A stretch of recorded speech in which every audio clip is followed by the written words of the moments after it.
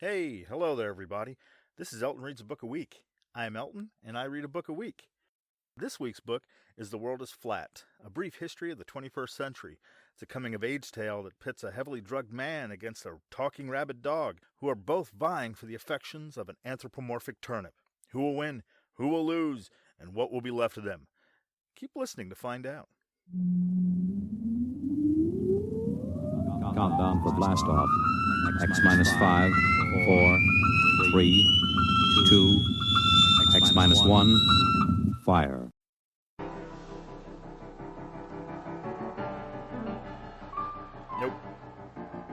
Nope, that's not true. Just can't help myself sometimes. Though, okay, so I have to admit, when I picked up this book at a public library sale, I thought the book was about the world, or a world actually being flat, as in an interesting science fiction story, maybe about people on a flattened Earth being carried by 4 elephants, who are also standing on the back of a giant turtle, swimming through space.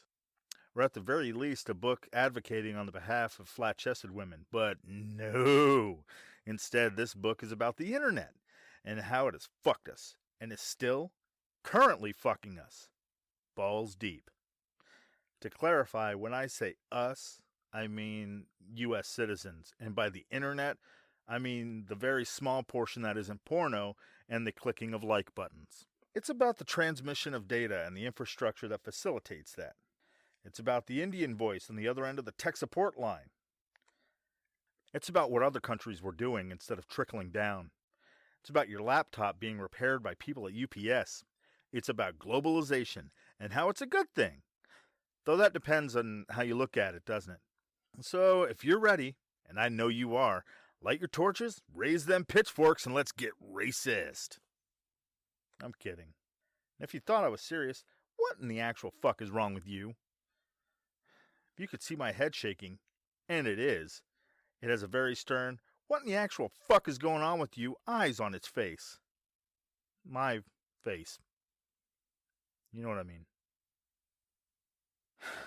According to 3-time Pulitzer Prize winner Thomas Friedman's book, globalization is mostly good for everyone involved, for the most part. I tend to read things with a viciously skeptical eye because I'm a dick when it comes to reading. Not that he didn't have his facts in order, but while I was reading, I couldn't help but think of the opposing side to everything he mentioned. It's just the way I respond to information. For whatever reason, I see things like this as a sales pitch. And I'm constantly trying to figure out what the angle is. What's the catch, you know what I mean?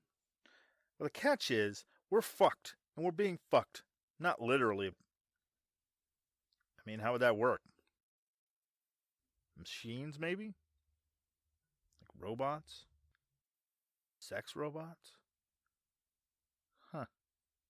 Shit. No, I mean metaphorically fucked. And we should have seen it coming. Should have been prepared.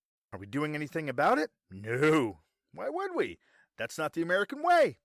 It's all brimstone and burning bodies from here on out, folks. Sell your kids and get your canned food and bottled water now. Shit's going down. And, sorry, I can't. It's too Rush Limbaugh for me. It's just stupid. It's not that bad. Well, maybe not. I mean, I don't know. I should take a beat here and explain what I'm talking about. It all starts with golf. I mean, what else, right? Fucking golf. Fuck. In downtown Bangalore, India, there's a golf course surrounded by the corporate offices of Microsoft, IBM, Goldman Sachs, which wasn't finished when the book was written. It has that in there. Hewlett-Packard, and Texas Instruments. Corporate logos litter the products and landscape. There's a Pizza Hut billboard in there somewhere. This is India. What the fuck is all this doing here? This is what Mr. Friedman was thinking that day. Later, he wrote down 4 words. The world is flat. Huh. What does that mean? I'll get there. What really solidified the world is flat idea for him, other than that golf course, was a conference room at Infosys Technologies Limited, located about 40 minutes from Bangalore. They're like the ground zero for Indian outsourcing. The people working there write software for major American and European-based multinationals. They do everything from computer maintenance, specific research projects, selling credit cards, to answering customer service calls routed there from all over the world, and just about every other damn thing, too. These guys and companies like these guys are the voices you hear when you call for customer support or book a ticket for an airline or complain about your internet provider or use that online web chat thing that's made to tell you, turn off your device and turn it on again. Like that ever fucking worked. The Indian guy you're talking to about your computer problems, he works in a place like this. People that write a lot of software you use work in a place like this. Phone apps, diagnostics, scheduling, and a whole world of shit you never thought could be outsourced is run from a place like this. It's due to connections. Not the mafia type, but the telecommunication kind. I'm fucked up. So why? How? Why not us? The why is pretty easy. It's because of fiber optics, the internet, and the sweet connections it fondles us with. The how, I'll get to later. The why not us is actually kind of sad. Well, to me it is. So let's start at the why, huh? It starts way back in history with Ad Rock, MCA, and me, Mike D. Do you like that? Beastie Boys reference. Boom. If you don't know what that is, you can look it up later. The meat of all this happened in the 90s during the internet bubble / .com boom / .com bubble / whatever the hell you want to call it. When everybody slapped a .com after their company name and claimed to know what the internet was, and were given millions of dollars from investors in a make it rain kind of scene, a la like a stripper in a champagne room. There were huge investments in technology when they weren't buying mansions to fill with money. Why? Because the internet was heralded as the second coming of Money Jesus. The entire world was going to be interneting on the surf of the worldwide information superhighway or whatever every day. They wanted in on that. They wanted to run that. And oh, the money. It was going to flow like crystal off an expensive hooker's titty. Sorry, kids. So, drunk on the money of careless, ill-informed idiots, they threw cash at everything that would make the internet connectivity the cash cow they all dreamed of banging. Wait. No, that's not what I wanted. Gross. Sorry. Anyway. They laid down fiber optic cable everywhere, all over the place, all around the world, because fiber optic cable can carry a lot of information, and that's what the internet runs on. For those of you playing at home, fiber optic cable is compressed strands of optically pure glass, each one as thin as a human hair, which are arranged into bundles called optical cables. The most important benefit derives from the dramatically higher bandwidth of the signals it can transport over long distances. Copper wires, like the kind cable comes into your house on, they can carry high frequency bandwidth too, just not as far. It can only do it to a few feet before the signal starts to break up and degrade. Fiber optic cable can do it for miles. Each fiber optic strand in a cable is capable of carrying many terabytes of information, which is an absolute assload of information and data, in technical terms.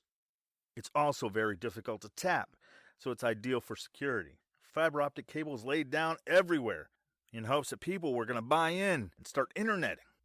But reality booted those companies and their collective nuts. Turns out that people are slow to adopt new technology. Nobody was even sure what the hell the internet did. So tech companies started folding. During the closings, they sold off the use of those cables for dirt cheap. What use were they? Nobody was interwebbing. It was a fire sale. Smaller companies bought up and used it.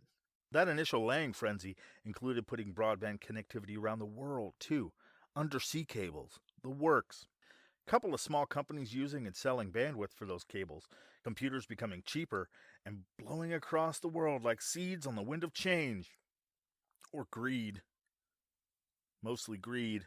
There was an explosion of email software, search engines like Google. They budded, and software could parse up the work. You could send a chunk of work to Boston to be done, to Bangalore, India to be done, to Beijing. It made it easy for people to work remotely. And then you get all that work back and charge other people money for it. Life was fucking good.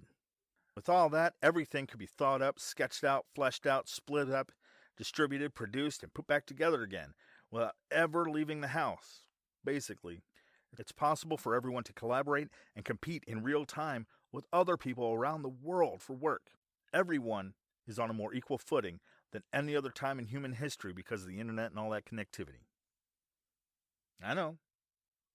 You're thinking, what about India? How did India end up being the place to outsource to? Isn't that weird? I know what you're thinking. Isn't that disturbing? Seriously. Pick a number between 1 and 99. I'll wait. Got it? Now check this out. How the hell would I know what number you picked? Man, oh man, you should see your face right now. It's hilarious. India. India is the benefactor of that fiber optic cable laying orgy in the late 90s. They benefited, meaning they and their American clients got to use all that cable practically free. This is pretty lucky in its own right. However, they were unknowingly preparing for all this for a long, long time. India is a country with virtually no natural resources. So, they did what any country with no natural resources should do. And it sounds kind of weird, but they began mining the brains of their own people by educating a relatively large slice of its elites in the sciences, engineering, and medicine. In 1951, India's first prime minister set up the first of India's 7 Indian Institutes of Technology. In the 50 years since then, hundreds of thousands of Indians have competed to gain entry and graduate from them, and their private sector equivalents, as well as the 6 Indian Institutes of Management, which teach business administration. Given India's 1 billion plus population, they produce some of the world's most gifted engineers, doctors, software talent, and computer scientists, all of which is subsidized by the sweet Indian taxpayers. You can't bribe your way into those schools either. Candidates are accepted only if they pass a grueling entrance exam. Arguably, it's harder to get into one of those schools than into Harvard or MIT. For a long time, the U.S. benefited from all those Indian graduates. They would cherry-pick the best and the brightest and cart them over to Palo Alto, California. That's where all the computer magic is made. Now, with the fiber optic cable connecting internet-orama, they don't have to leave home anymore. So why not us? Though it's not in the book, I couldn't help but asking that question the entire way through. Why aren't we doing these jobs ourselves? The truth is, we haven't invested in our own education as enthusiastically as those other countries. Countries some U.S. citizens blamed for quote-unquote stealing our jobs. Now those education-investing bastards are reaping the benefits, while we're just mourning job loss. What have we learned? According to the Center on Budget and Policy Priorities, 29 states provided less overall state funding per student in the 2015 school year, the most recent year available, than in the 2008 school year, before the recession took hold. As common sense suggests and academic research confirms, money matters for educational outcomes. For instance, poor children who attend better funded schools are more likely to complete high school and have higher earnings and lower poverty rates in adulthood. And of course, given that track, they would go on to graduate and become engineers and computer scientists and doctors. So we haven't learned much. Isn't that a bitch? I digress.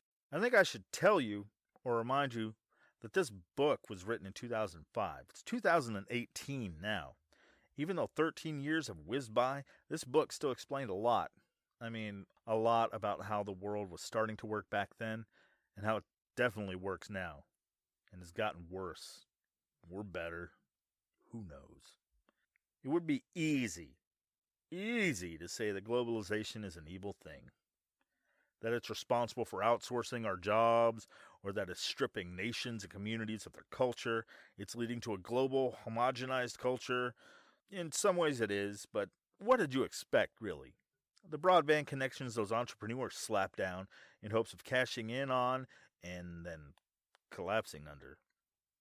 They've linked up the whole world. Supply lines are webbing countries together, sure, but ideas are flowing along those same connections. The internet will make the world a one-world culture soon enough. The book explains how globalization is mutually beneficial to all involved. The world benefits from interconnection with cheaper, faster products and services. Innovation is streamlined and crowdsourced. That's a term that didn't exist when Mr. Friedman wrote the book, that is. But he certainly would have included it had it been around at that time, I guess. Anyway, information dispersal increases efficiency and drives inventive solutions to problems that existed before and problems that interconnectivity causes, like reconfiguring failing businesses to cope with instant international competition.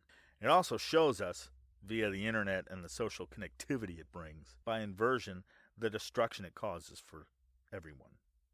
Globalization, coupled with the internet that drives it, delivers the instant accounts of sweatshop factory living conditions, neglected human rights, and endless hours in the pursuit of more and more profit. It's all in real time. Though, that footwork I had to do myself. That wasn't in there. There aren't many negatives presented in the telling, just the wins. Losses are alluded to, sure, but an author has to choose what path to take, you know? Positivity is always a safe choice, and I didn't mind that. This guy is a great writer. He really is. I, however, am an asshole, devil's advocate. I try to flip the story and see what the darker side looks like. For every story about performance bonuses that allow them to earn, in certain cases, the equivalent of 100% of their base salary, that's an Indian call center job that was described in the book.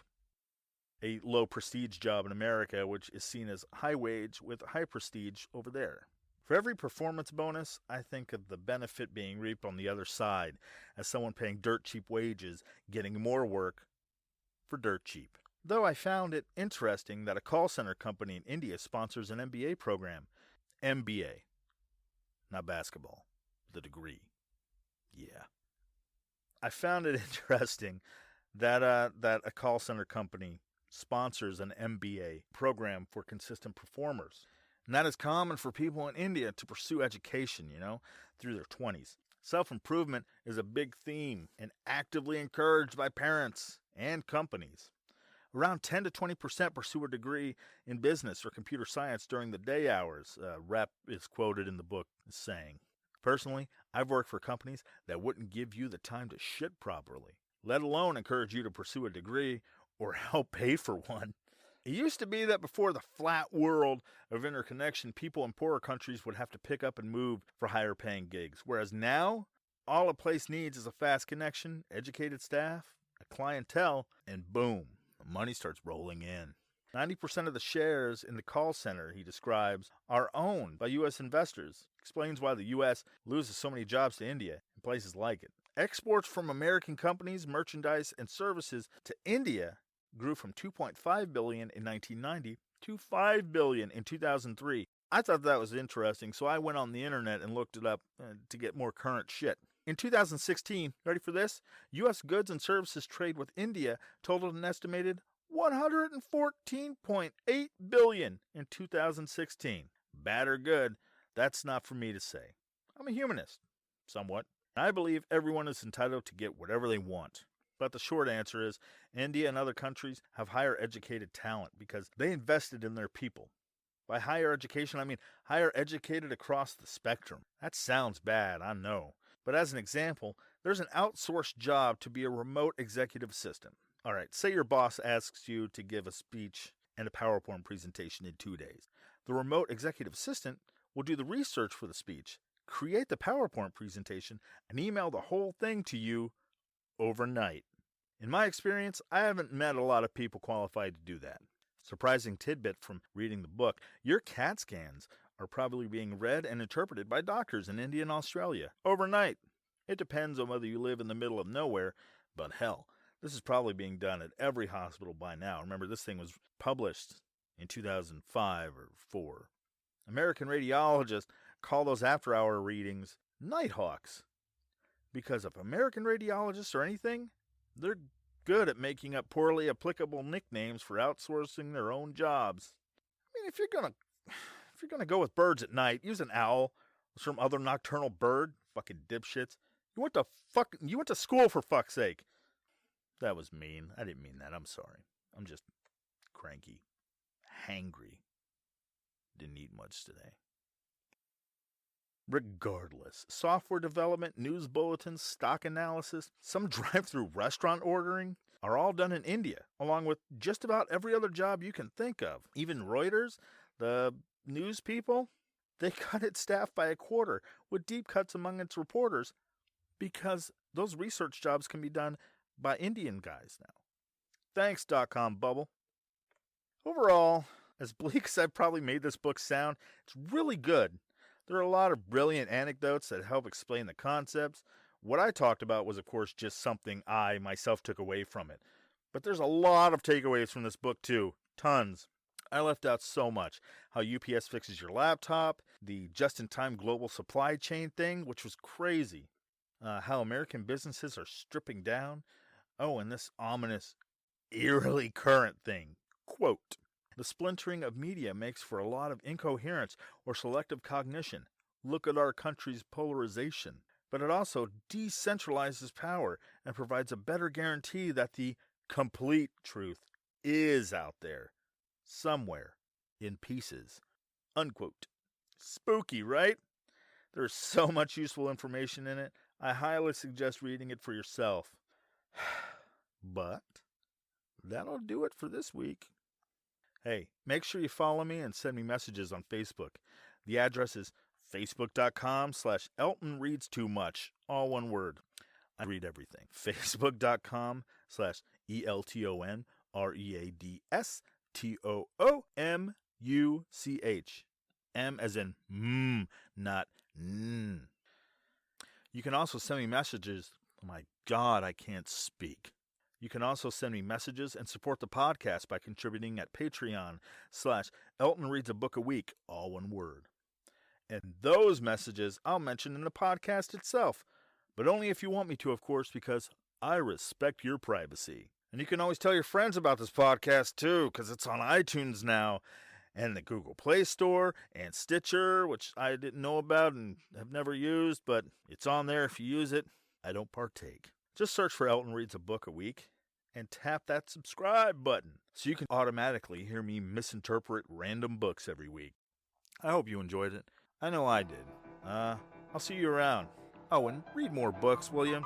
Don't let them die out. Thanks.